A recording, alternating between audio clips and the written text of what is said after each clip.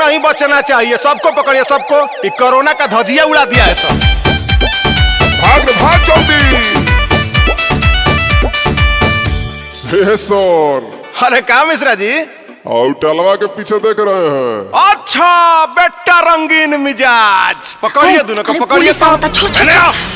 क्या कर रहा है तुम दोनों? नहीं सर, हम कुछ नहीं कर रहे हैं। यस सर, इसमें हमारी गलती नहीं है। हम घर जा रहे थे ना, तो ये लड़का हमको पकड़ लिया है। अच्छा नाए हुजूर, हम क्रिया खा के कह रहा हूँ, वो अपने मन आई है। नहीं सर, न रंगवाई है। झूठ क्यों बोल रहे हो? झूठ बोल रहा है ये। तुम बोला बेटा, क्या बात है? हाँ तो सुनिए सर, इनका से कवनो ना रिश्ता हम पाले हैं। ये जवन रंग है वो जीजा जी डाले हैं। सही करे जी, इनका से कवनो ना रिश्ता हम पाले हैं। ये जवन रंग है वो जीजा जी डाले हैं।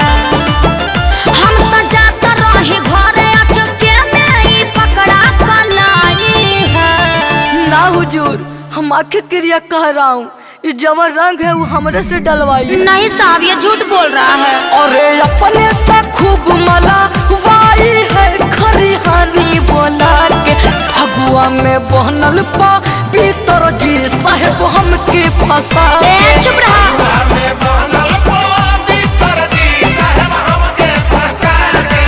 अच्छा बेटा, बहुत बोल रहे हो, लगा देंगे 440 का धारा रू, अस्थिर हो जाओगे। ना सर, 420 होता है। अच्छा बेटा, कानून जानते हो?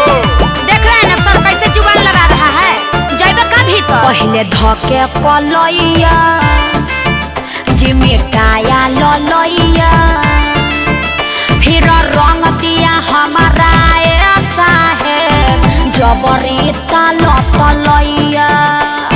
हाय देखिए ना, हाय देखिए साहब, पूरा फरात बर्बाद कर दिया है। सच कहीं हमके फसैले बाड़ी, ये साहेब झुरैले बाड़ी। मन के बेईमान पूरा रचना कई है रचैया है। अच्छा, अपने दिल पर तुम हाथ रख के कहो तो अपने से नहीं आई है। ए साहेब कुटवावे पर लगल बिया। सब बुझ रहे हैं। अरे अपने तक खूब डला वाई है, खरी हानि बोला के फगुआ में बहनल पा भीतर जी साहेब हमके फंसा के।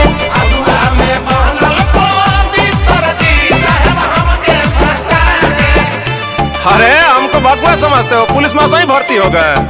ना सर, अब तो परीक्षा दिए होंगे। देख रहे हैं सर, फगवा चढ़ते कैसे बौराई नियन कर रहा है। नहीं खे कवनो गलतिया, लेके रंग के बलटिया। सोनू सरगम लाल बाबू कई दिहले हमारा संगे अतिया। बहुत परेशान कर दिया है।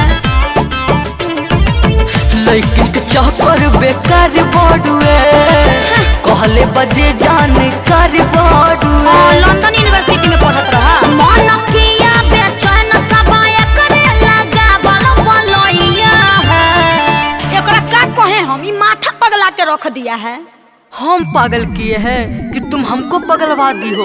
अरे अपने तक खूब मला वाई है, खरी हानि बोला के फगुआ में बहनल पा भीतर जी साहेब हमके फंसा के।